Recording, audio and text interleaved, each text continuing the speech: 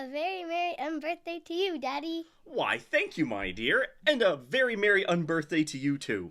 That's right, it is my unbirthday. We should have a party. A tea party, perhaps? Yes, let's. Oh, snap. It's another Snap Review from the Family Gamers. Today's Snap Review is about Disney's Mad Tea Party, a game for ages 5 and up, published by Funko Games. Mad Tea Party is based on the famous theme park attraction first introduced in Disney's Fantasyland, which in turn is based on the iconic scene from the animated classic Alice in Wonderland. The object of the game is to be the first to get rid of all the cards in your hand by balancing stacks of teacups on this wobbly table. And like most discard your hand games, there's plenty that can go wrong to make you fill your hand back up again.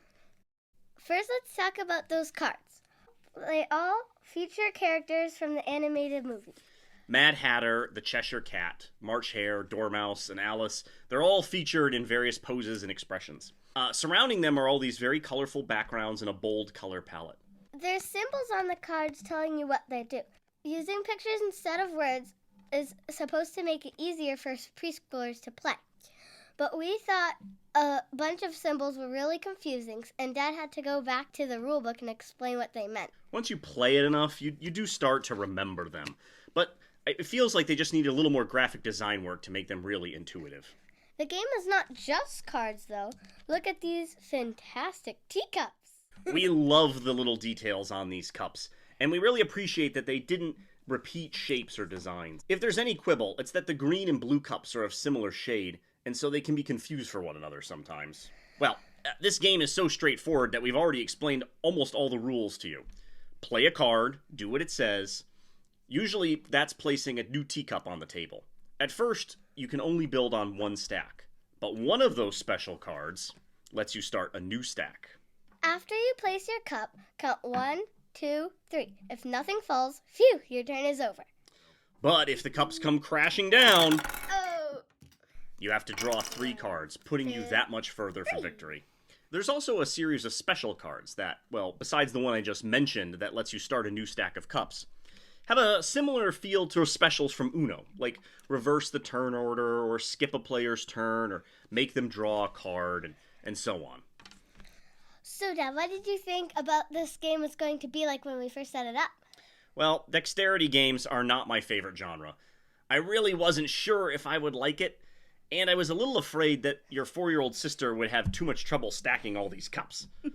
Happily, though, Funko seems to have found a sweet spot in the difficulty scale where 4-year-olds and clumsy adults alike can reliably get the stacks pretty high. And since the point of the game is not to build the stack, but to get rid of your cards, I found it pretty fun to play with you. If you want to make it even easier, the rules say you can put the table down without its wobbly base, but we really like playing with it. And what was your favorite surprise? There's tea in the teacups. Plastic tea, anyway. The surface of the tea is positioned at a slight angle in each cup, just enough so that they're not stacked straight up and down. The visual effect is perfect. It looks just like the stacks and stacks of cups on the Mad Hatter's table in the movie. Like Funko's other Fantasyland-based game, It's a Small World After All, Mad Tea Party takes only 10 to 15 minutes to play and almost 0 time to set up and clean up. That makes it really easy to get to the table, fun to play with both grown-ups and kids, and more likely to have you saying yes to one more game?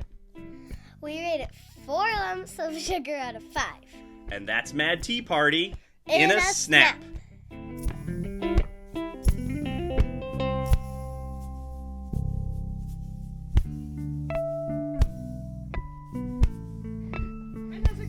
Woo! See that? We are veterans.